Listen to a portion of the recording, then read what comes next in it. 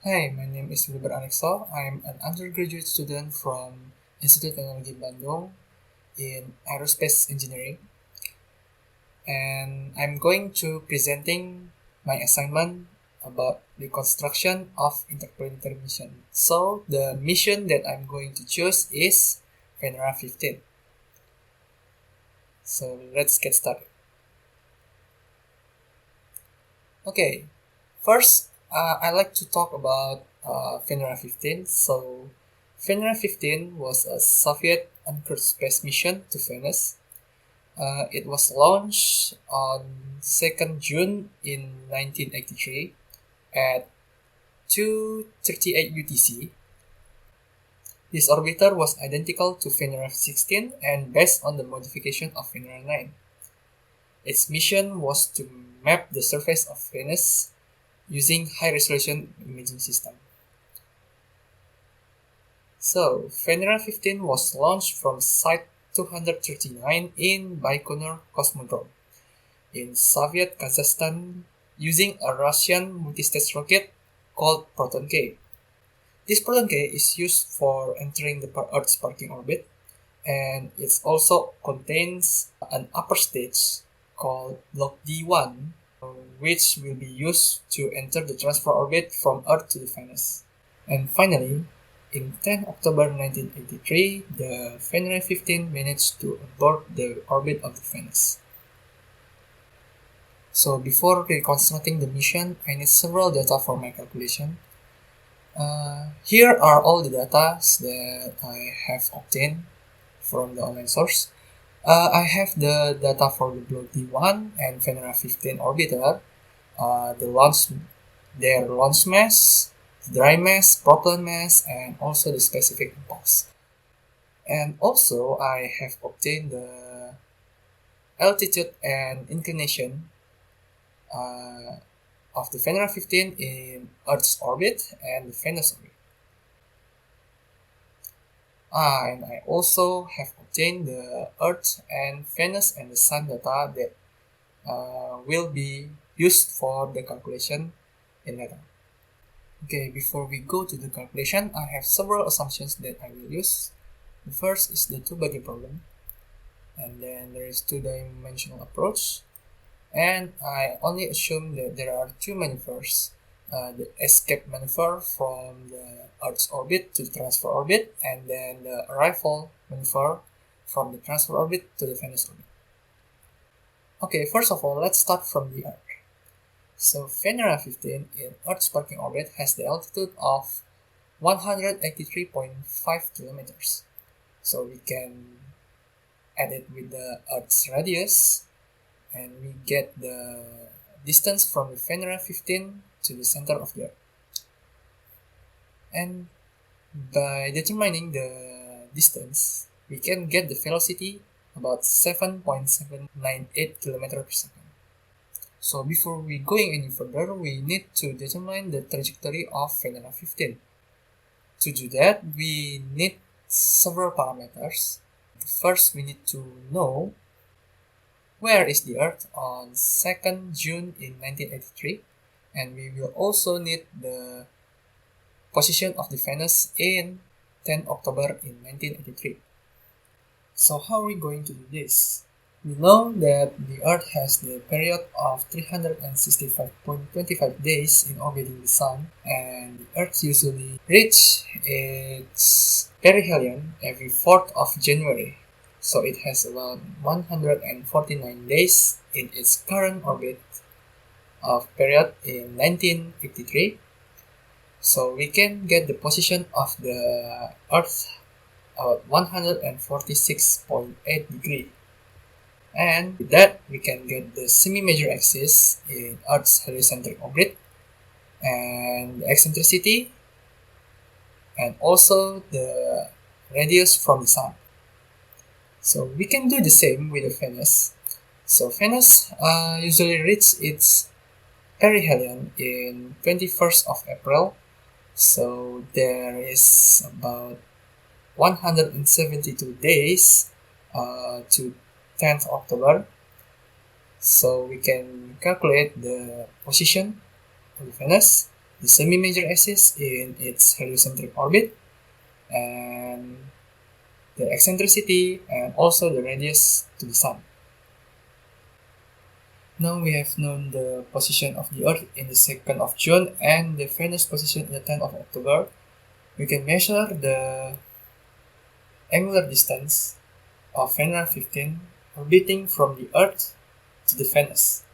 So in here we will assume the orbit transfer as an elliptic orbit with the Sun as its center and the Earth's position as its apocenter. So then we can get the angular distance about 153.43 degree. So you can see that the red colored line is the trajectory of the Venera-15, and since we have assumed that the Earth as the apocenter of this elliptic orbit, we know that the theta of the Earth, or the position of the Earth in this elliptic orbit, is 180 degree, while the Venus is 333.43 degree. Now we just need to determine the semi-major axis and the eccentricity of this transfer orbit. We know from the calculation before the distance from the Earth to the Sun, and actually that distance is equal to the distance of the apocenter to the center of this elliptic orbit, which is the Sun. And let's take that as the first equation. And the second equation is the position of the Venus. We also know the distance from the Venus to the Sun, and we can write it down as the equation 2. And from both of this equation, we can get the eccentricity and the semi-major axis. Now, what we want to know is how long does it take for the Venera-15 to orbit in this transfer orbit from the Earth to Venus? So we can calculate this by determining the period of this elliptical orbit. After we obtain the elliptical orbit period, we can calculate the time to reach the Venus position from the pericenter of this transfer orbit. After obtaining this, we can also calculate the Earth's position from the pericenter, which is the half period because the Earth is located at the apocenter of this orbit. And we can calculate the transfer time by subtracting both of this time, which results in 125.3 days. And after that, we can go on to the next step. In the next step, we will calculate the hyperbolic escape trajectory. The parameters that we will need in this calculation is the characteristic energy, which can be called C3. And after we obtaining the C3, we can calculate the change of speed required to escape from the Earth's parking orbit to the transfer orbit. So first, to determine the C3, we need to calculate the velocity of Venera-15 relative to the Sun.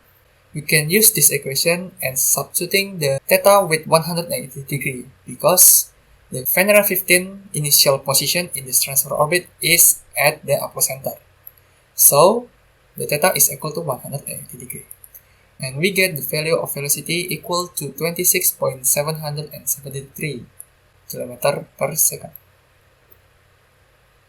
Next, we need to calculate the velocity of the Earth relative to the Sun in its orbit.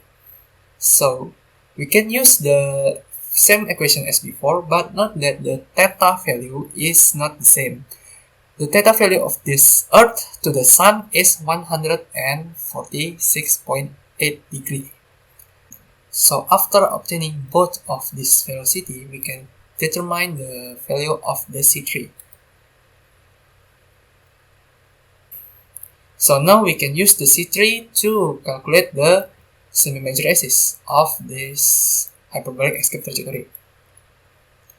And with the Fish-Viva equation, we can get the escape velocity of this hyperbolic trajectory. And by subtracting the escape velocity and its circular velocity in Earth's parking orbit, we can determine the required change of speed of Venera-15 in escape trajectory.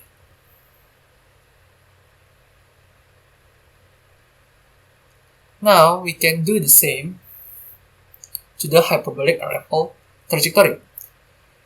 In the arrival trajectory, we also need the characteristic energy, or the C3. So first of all, we need to calculate the velocity of Venera-15 relative to the Sun again, but the theta is different since the position is on the Venus, this time on 10th October in 1983. So the theta value that we will be used is the 333.43 degree.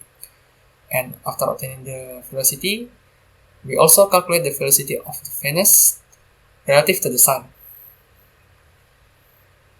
With these both velocities, we can calculate the C3 again for the capture, and we can determine the semi-major axis of the hyperbolic arrival trajectory and its capture velocity or the arrival velocity.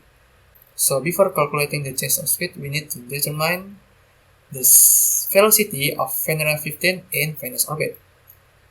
So we know the apocenter and pericenter altitude from the Venus surface, and we can add it with the diameter of the Venus, and we can estimate the semi-major axis of this Venera-15 orbit in Venus. After getting the semi-major axis, we can use the Fish-Viva equation again to calculate the speed of its orbit. And by obtaining both of these, we can subtract them and get the required change of speed. Now that we have already got the change of speed required to escape from the Earth's parking orbit and the required change of speed in entering the Venus orbit, we can determine the fuel mass or the propellant mass using the Tsiolkovsky rocket equation.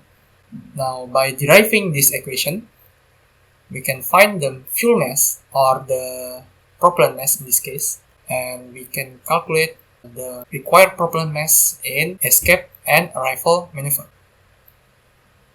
Now that we have already obtained all the data in our interplanetary mission, now it's time to evaluate this reconstructed data with the original reference.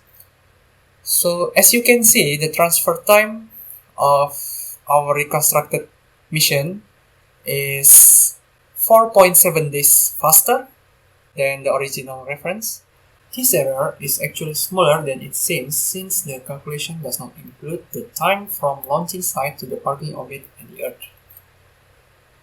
However, let's go to the propellant mass. In the escape trajectory, we can see that we only need 4.43% less fuel than the original mission. But for the arrival maneuver, we need about almost 2 times the amount of the original propellant mass. As the result of this drawback, the reconstructed mission seems to be far less efficient than the original mission. So let's analyze this. The most possible reason is because of the error in determining the angular distance in transfer orbit between the Earth on 2nd June and the Venus on the 10th October. In addition, keep in mind that the calculation performed in this report is only using two-body analysis. This implies that the effects that are considered in this calculation are only between two objects. For example, the Venera-15 and the Mars, between the Venera-15 and the Earth, between the Venera-15 and the Sun, and etc. But in reality, the other space objects will eventually give some effect to this mission. But because of this assumption, we neglect all those effects. The other factors that might also create the difference between these missions are the use of two-dimensional assumption. This assumption puts the trajectory of the Venera-15 the orbits of the Earth and the orbits of the Venus under the same plane, which means that all the inclination and the 3D movement is ignored in this calculation. And even though that I haven't found the concrete documentation about the Venera-15 timeline, about its maneuvers, there might be several velocity changes or adjustment that I don't know in the real or already in the original mission trajectories. But if there is, it means there are other opportunities to create more efficient trajectories than what I have calculated in this assignment. For example, there is a chance that the original Venera-15 missions have several small maneuvers to change its trajectory into a more effective orbit, which require less amount of propellant, but it can reach the same destination. So that's all what I want to present about my reconstructing mission of Venera-15. I'm deeply apologize if there are any inappropriate language or misunderstanding. I hope that this video can help to improve myself and other people. So thank you for watching and goodbye.